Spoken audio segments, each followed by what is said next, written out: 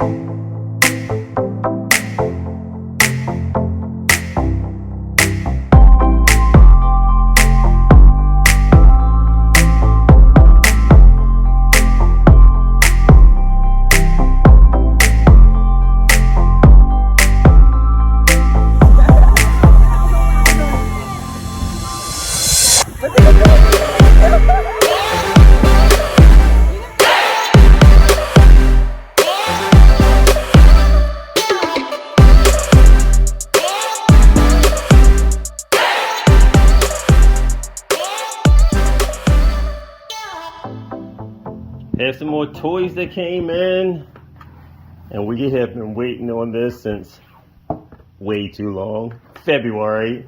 And it is now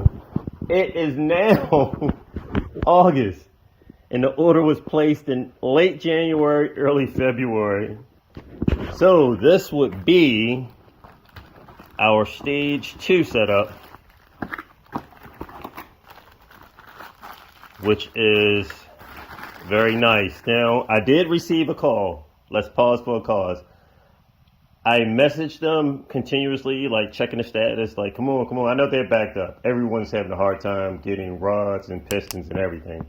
So I messaged them on several times, and they messaged back and said, okay, engineering would like to know if you guys would like to keep the fill bowl that's designed into the original piston. And that fill bowl would be these. Okay? I pondered for a few seconds because I know it's extra work for them to cast a bowl like this into the pistons. I pondered and replied back on the email, yes. I wanted to say hell yes, but yes. Because, of course, it was mentioned that you have 2,000 horsepower Audis that got rid of the fill bowl. Okay, that's nice, fine, and dandy.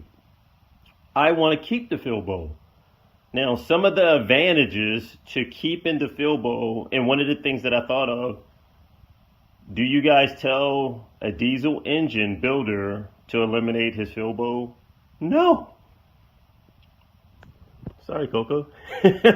He jumped when I said no. You can look out the door.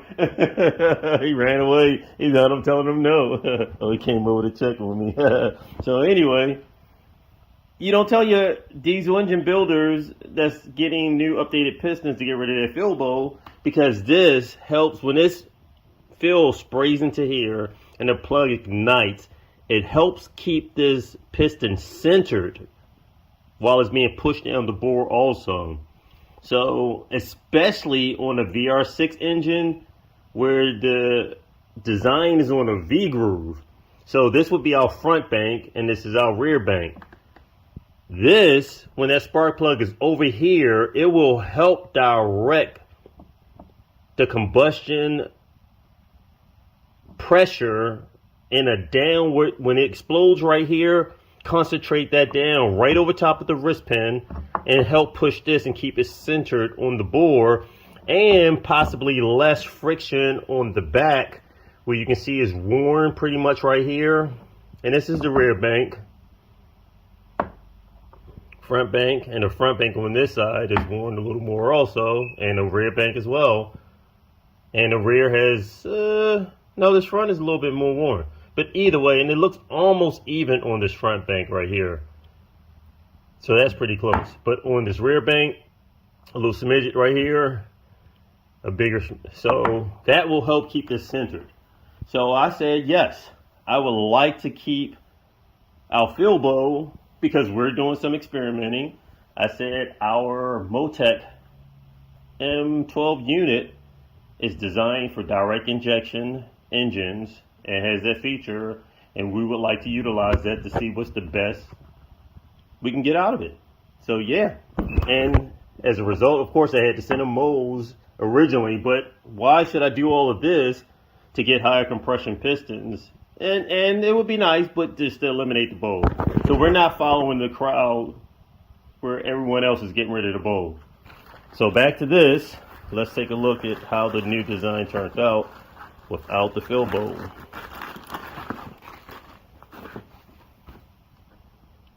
Wow, and these babies are sweet.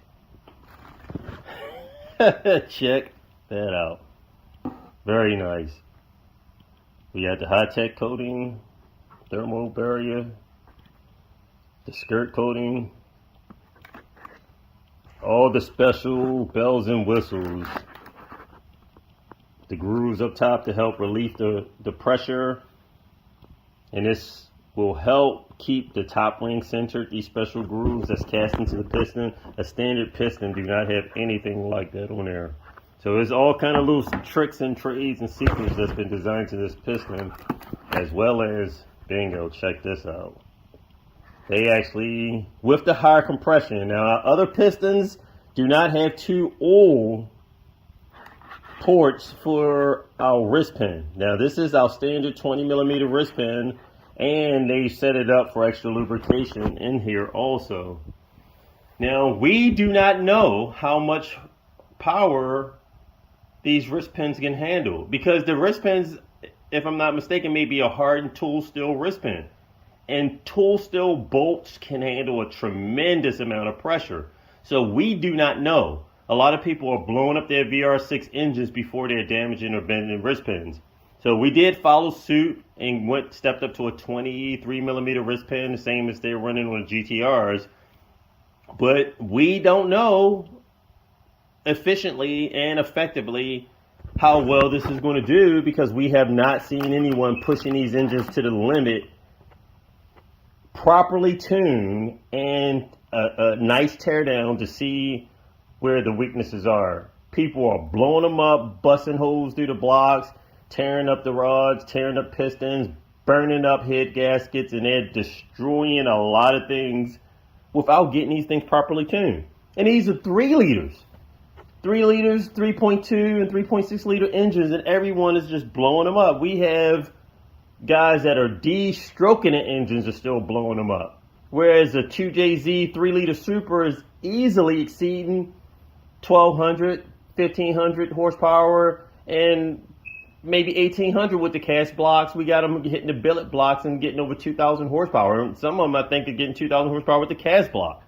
So we do not know, and I have to do a little research because I'm kind of curious now what size wrist pins they're running in their 2JZ engines. Yeah, that's right. They did step up to 23 also. That's right. Real Street did mention that. Teddy sent me that info where Jay did step their sizes up also. But the VR6 engine is a smooth running engine. Of course, it's good to take the extra precautionary measure, because I'd rather have a larger, stronger wrist pin that I know will handle the power. But anyway, this is what our stage 2 looks like. Very, very beautiful piston. I like this design that they came up with still utilizing our fuel bowl. They would have gotten rid of this and had this just going straight across. And with combustion just exploding, and our engine, like I said, on the V, all that would do was just help push the back against the wall. And of course, that's what you want your friction coating side skirts for. But either way, if we can get a more uniform combustion that kind of centers right here with the spark plug is in the center of the chamber, and when that ignites and our fuel pattern sprays in, and our fuel is coming in from this angle. So we're spraying in from this angle, and if it's timed properly as it's coming in, explosion, let's do it from the side, explosion, and that downward push. So these are nice, I like it. I have the 3 6-liter block prepped up for priming. I'm going to paint it with a weird different color thing for the TT. So it's not going to be the traditional black or even silver.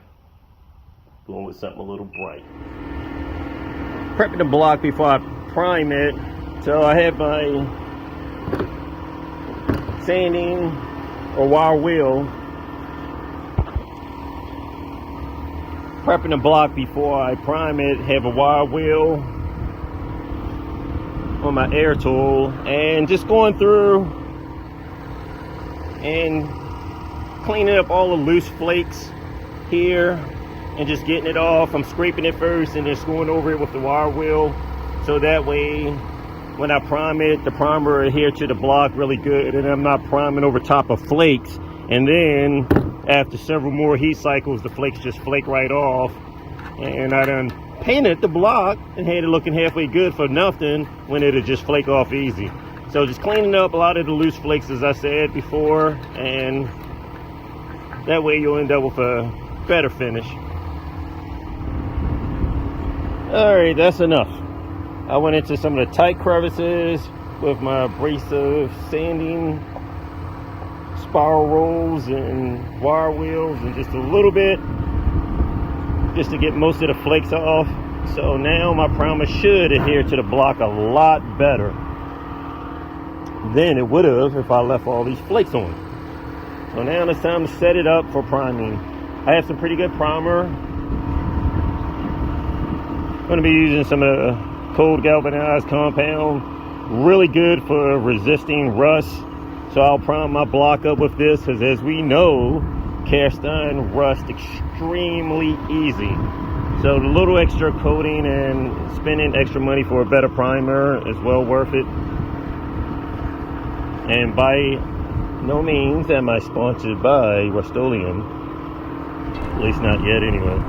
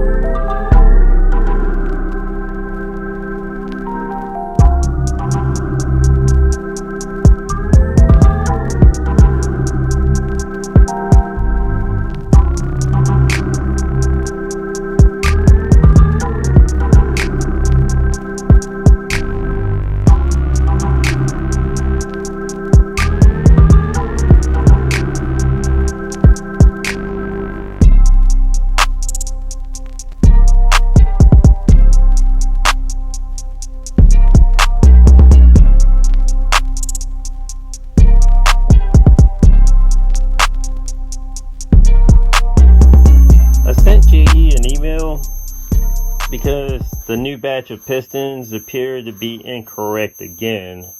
Now it would be clever if they set it up with the provisions and design similar to that of a 3.2 liter piston, where you can rotate the same piston in the bore with the valve reliefs cut out deep enough to flip-flop the piston and save in production costs. That would be great if this is set up that way. Now technically, even though these are the valve reliefs right here, and even though these appear to be pushed back a little bit further, what they did is decrease the deck height a little bit lower than this piston. That would give extra clearance for the valve relief for the intake valves if the piston was rotated around. And as the piston is traveling down in the bore and the valve is opening with that to let air in, this angle would possibly give the proper clearance. As well as another key factor that I did observe in the piston, whereas they designed this with an opening on both ends right here for the spray pattern for the fuel injection. So therefore, I have my direct injectors that would be facing this way for the back bank, and they have the provisions for it to create a spray pattern to go in this way.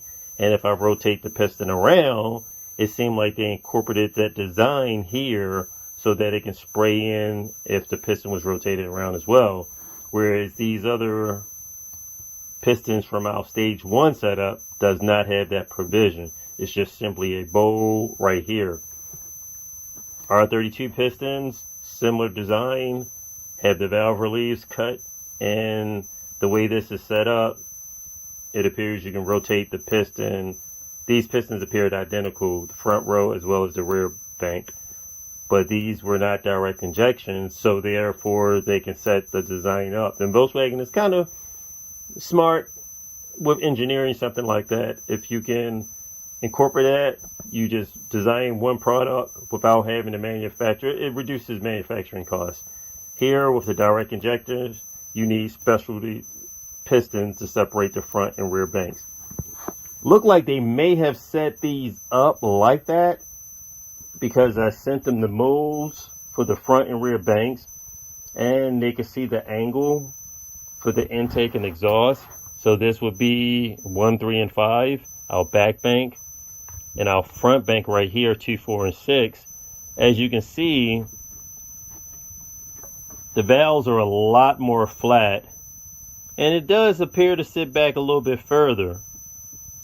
So they could have taken that into consideration with having an exact layout of the intake valve and push this a little bit further back to match here. Not totally sure, so I sent them an email anyway, and I will let them do the explaining, but I sent them an email saying it appears to be incorrect. But if I go off of the mold, this is pushed back to like 11.4 if I go from the edge of the mold, which is a large bore. And if I come here with the piston rotated around to simulate the front bank, it's pretty close. 11.2. So it appears they may have designed this piston to be able to be rotated in the bore, which would be clever, and it would save us a lot of money in the future and be easy just to order a piston. So therefore, if we had a piston go out, instead of having to order a whole new set and we needed 1 or 2 pistons, we can just simply order the same part, rotate it around in the bore, and use it for either the front or rear bank of pistons. But either way, I sent them an email anyway, just to hear their reply. And I kind of pointed the finger and say, hey, it appears you guys may have messed up. Not sure, but I'll be looking for their reply, and he may let them explain it, because they did not tell me anything. I don't want to wait until we go to use these in an engine block to find out that they may not work. I'd rather catch them now and hear that, hey, this was all designed with the molds to take that into consideration, which is very possible. Very possible, because with this setup and the mold design, they can properly get a good idea of how the valve would be positioned in the combustion chamber, and then hence design this for that provision. So 2, 4, and 6 would be here. And this looks almost spot on to the combustion mode. And if you look at the spray pattern for the direct injector, it looked like this may be on point when I compare it to the mold. And then I have the rear bank, line this up right here. That looks fairly well too. So I don't know if I jumped the gun with the email, but either way, at least I'll get a reply. Better safe than sorry.